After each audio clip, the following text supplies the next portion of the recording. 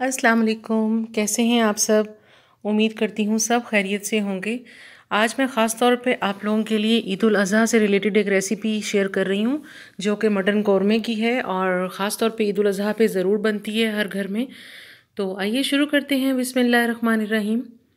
देखिए, इसके लिए मैंने यहाँ पे 1.5 केजी यानी 1.5 किलो मटन लिया है और 4 प्याज हैं जिनको मैंने रफली काट लिया हुआ है और लहसुन अदरक का पेस्ट हम 2 टेबलस्पून इसमें शामिल करेंगे, जो कि मैंने क्यूब्स की सूरत में रखा हुआ है।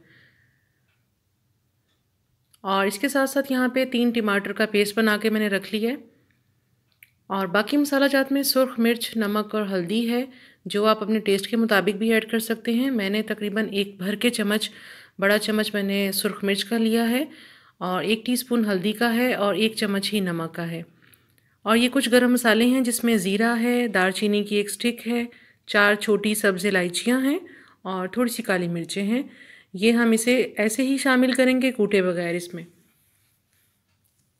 और इसके साथ साथ भुना और कुटा ज़ीरा और सूखा धनिया है, ये 1 चम्मच मैंने भर के लिया हुआ है। ये मैं बाद में इसमें शामिल करूँगी जब इसे फ़ाइनल टच देने लगूँगी।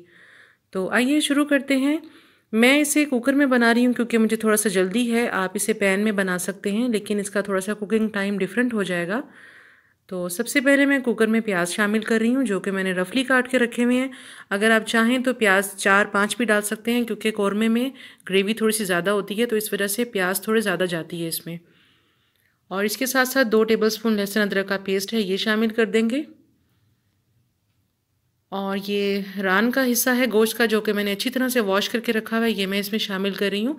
आप इसमें दस्ती का भी डाल सकते हैं, चांपे चाहें तो वो भी पका सकते हैं सेम रेसिपी से। तो बस ये मैंने इसमें शामिल कर दिया है और इसके साथ साथ बाकी मसाला जात जिसमें सुर्ख मिर्च, नमक और हल्दी है और बाकी गरम मसाले जो मैंने रखे हुए थे, ये शामिल कर दूँगी। और इसके साथ साथ 1 प्याली ऑयल की शामिल कर रही हूँ, जो कि अभी फ़िलहाल मैं 1 प्याली ही डालूँगी। अगर ज़रूरत होगी तो बाद में मज़ीद ऐड कर लूँगी भूनते हुए। तो इसे मैं थोड़ा सा भून लूँगी 1 मिनट के लिए। ये देखिए, इसे मैंने भून लिया है और थोड़ा सा कलर गोश्त का चेंज हो गया है, थोड़ा सा वाइट हो गया है। अब मैं इसमें पानी शामिल कर दूँगी 2 गिलास। और पानी का ये ख्याल कीजिएगा कि मैं इसे कुकर में बना रही हूँ, तो मैंने 2 गिलास शामिल किए हैं। अगर आप इसे कुकर बंद किए बगैर हल्की आंच पे पका रहे हैं तो फिर पानी थोड़ा सा ज़्यादा डाल लीजिएगा, क्योंकि उसका कुकिंग टाइम थोड़ा सा बढ़ जाएगा फिर। तो बस ये देखिए, मैंने 2 गिलास ही शामिल किए हैं और इसके बाद मैं इसे ढक्कन से बंद करके कवर करके 20 मिनट के लिए गलने के लिए रख दूँगी। और अगर आप इसे कुकर के बगैर पका रहे हैं तो फिर आप इसे 40 या 45 मिनट्स दे दीजिएगा हल्की आंच पे। तो ये देखिए, मैंने इसका ढक्कन बंद कर दिया है और 20 मिनट के लिए मैं इसे छोड़ रही हूँ गलने के लिए।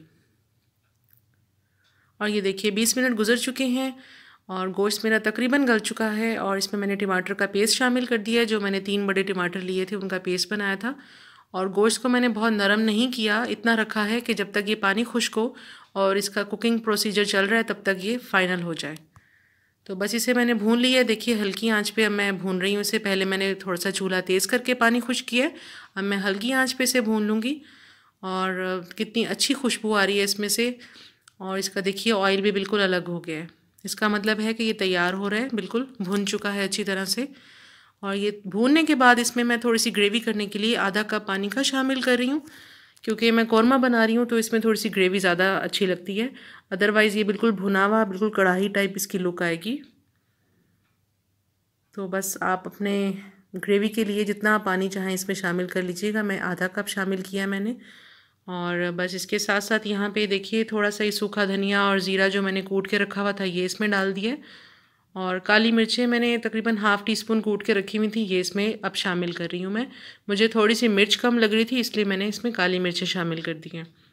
तो बस ये अब बिल्कुल खाने के लिए रेडी हो चुका है। बहुत ज़बरदस्त है, बहुत आसान रेसिपी है, क्योंकि देखिए चीज़ें सारी एक दफ़ा में ही मैंने शामिल कर दी थी और बहुत जल्दी से कौरमा तैयार हो गए।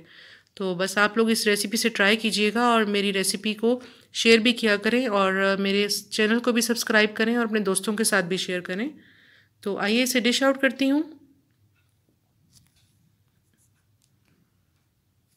देखिए कितनी अच्छी लुक है, बहुत मज़े की खुशबू आ रही है और इसे आप घर की रोटी के साथ या इवन तंदूर की सादी रोटी के साथ भी सर्व कर सकते हैं।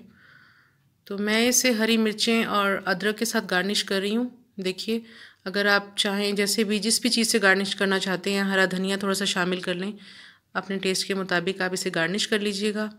और बस मुझे कमेंट करके बताइएगा मेरी रेसिपी आपको कैसी लगी, और मेरे चैनल को सब्सक्राइब करें, सबके साथ शेयर करें और अपनी दुआओं में याद रखिएगा। अल्लाह हाफिज़।